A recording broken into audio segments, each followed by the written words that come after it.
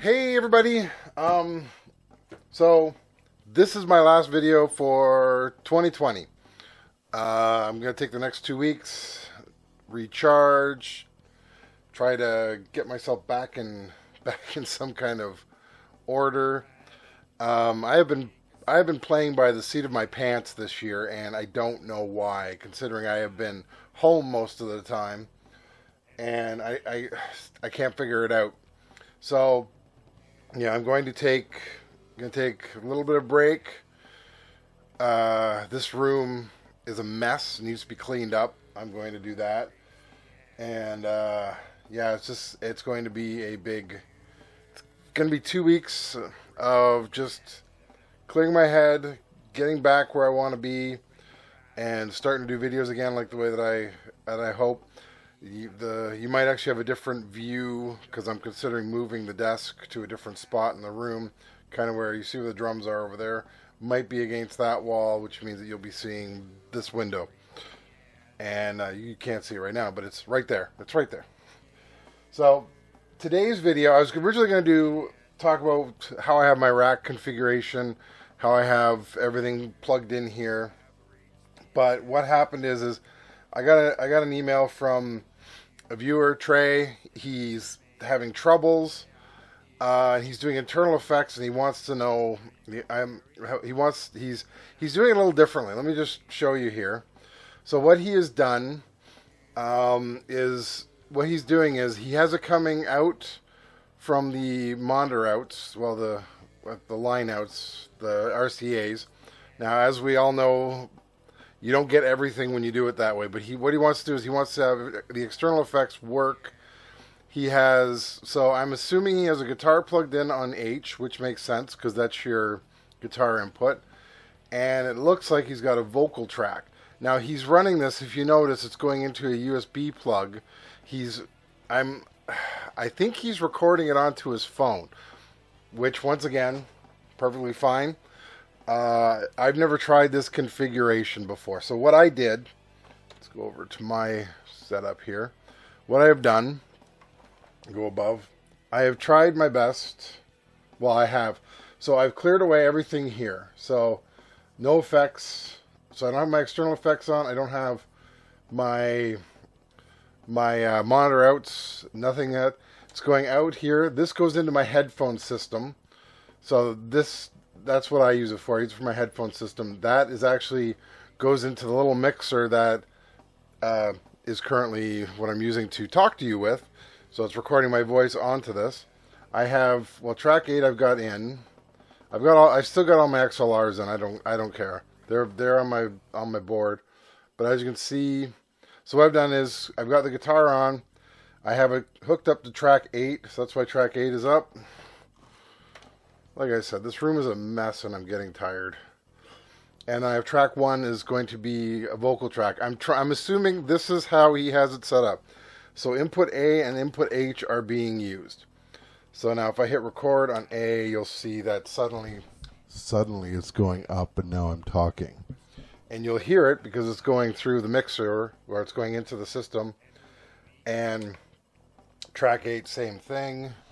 So I got my bass sitting here. I'll just pluck a note so you can hear. So it's coming through too. So what I'm going to do,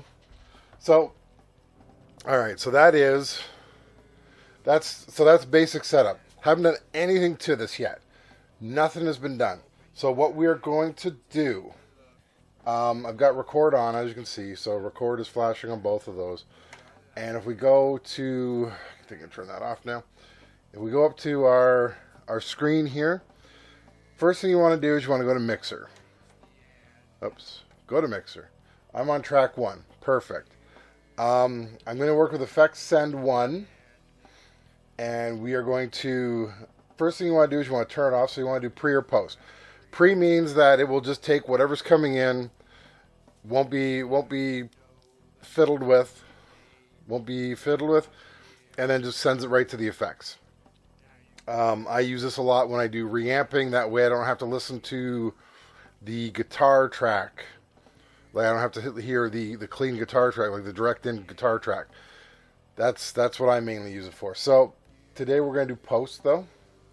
So I've now put it on post. Now you have to change your effects.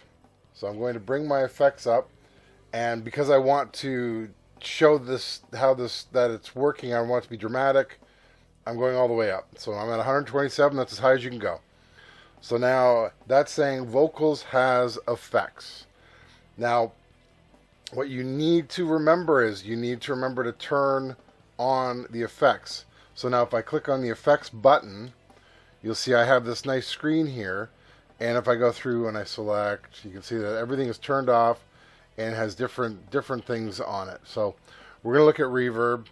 Now you have to turn it on. Right now if I talk in the mic, I'm going to turn this one off.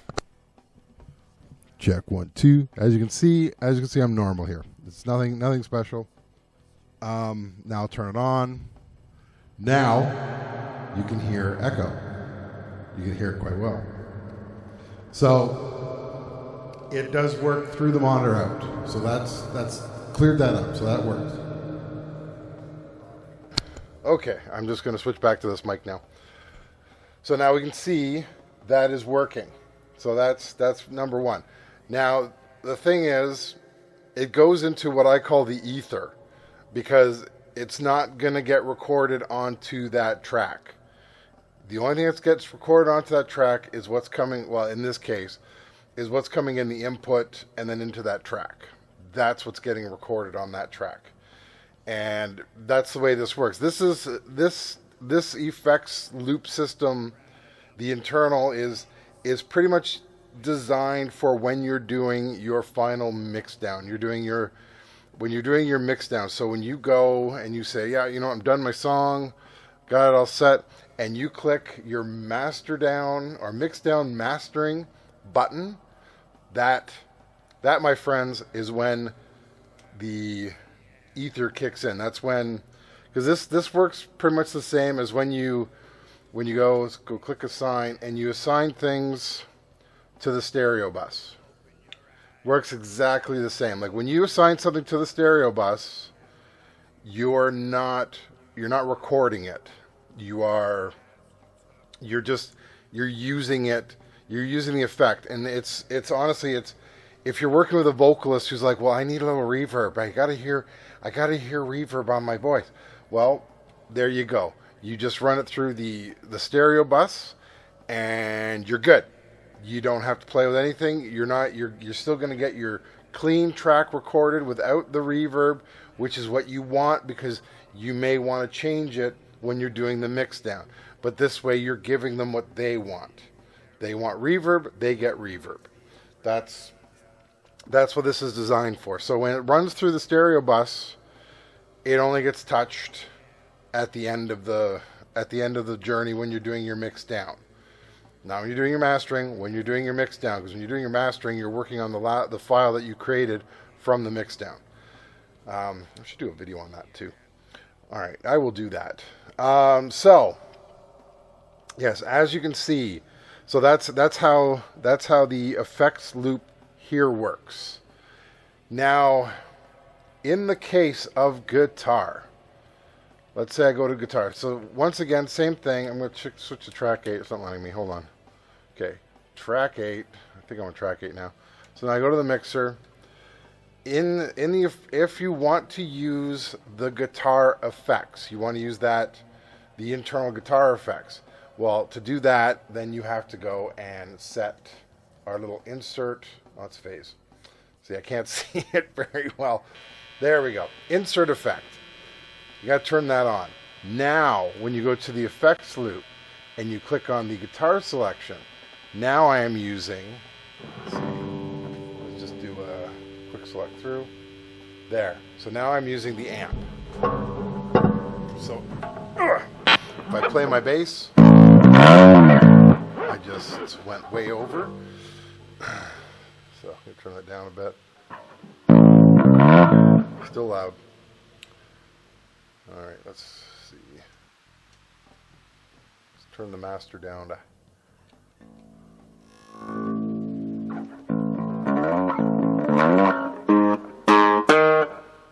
So if I just turn the gain all the way up.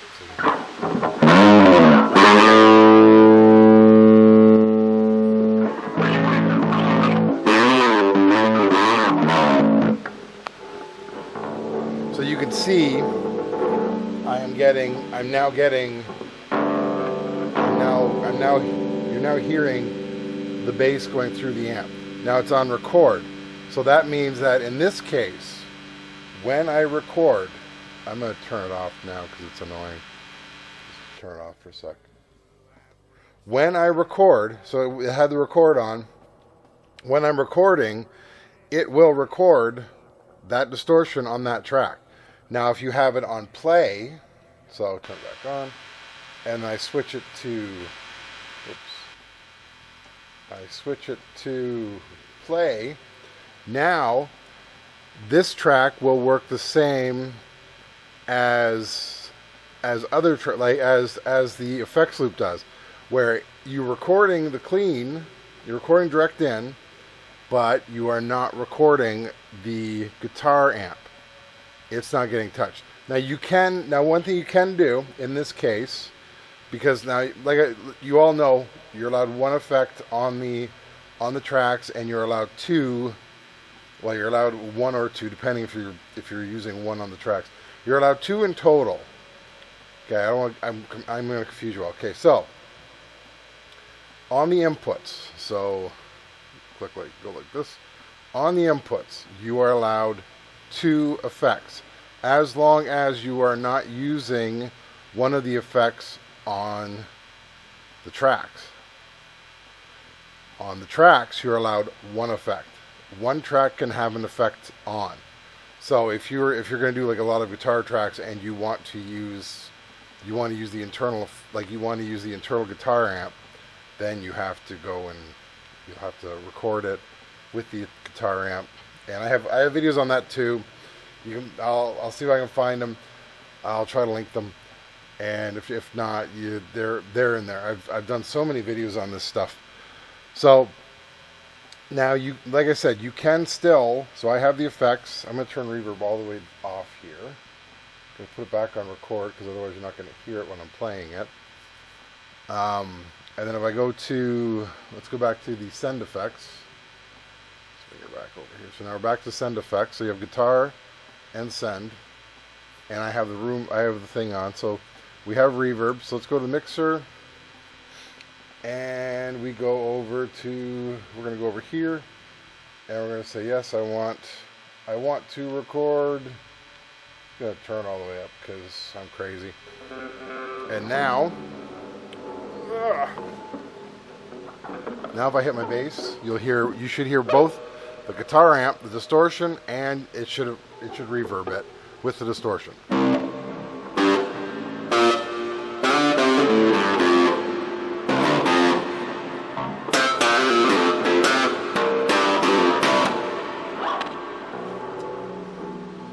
So that's set. So now I'm saying you can do that. Now I've never tried effects 2 to see if it will send it to the effects as well. I've only done effects 1. That's the only one I've ever worried about, really. So, Trey, I hope that helps. Yes, as you can see, yes, because I have the same configuration that you showed in the picture. So in my mouse is not working. Show it in this picture. As you can see, yes, I'm doing the exact same thing. I have it set up that way because I wanted to make sure that I wasn't feeding false information. I want to be as clear on things as possible, and I think it's pretty clear. Yes, you can do this setup the way you have it here. I have a feeling maybe it's something else that you're looking at that's causing you to, not to work out. Honestly, if you can, I think the best way to do this is record your stuff, do the mix down and mastering, put it on your phone. I'm not sure what you're trying to accomplish with the phone. If you want to use it for streaming or something like that, I don't know. But yeah, I would play around with it. It does work. Maybe something wasn't turned on. Maybe you missed a step. That's what did it. But it does work. Once again, thank you, everybody. I'm having a great time. Like I said, last video for the year. We will chat again. I'm around. You can always send me a message. I'm always there. And yeah, have a great Christmas. Have a great New Year. And if you're Jewish, happy Hanukkah. Have a great time off. I think most countries, we all get time off at this time, so have some time off, have fun. Just enjoy yourself. And then we're gonna start talking about a whole bunch of stuff. I got a whole bunch of gear reviews I gotta do. It's gonna be a busy couple weeks for me. So yeah, and you'll come back. Room will probably look different. Right now it's a bloody mess and I hate it. It's a mess.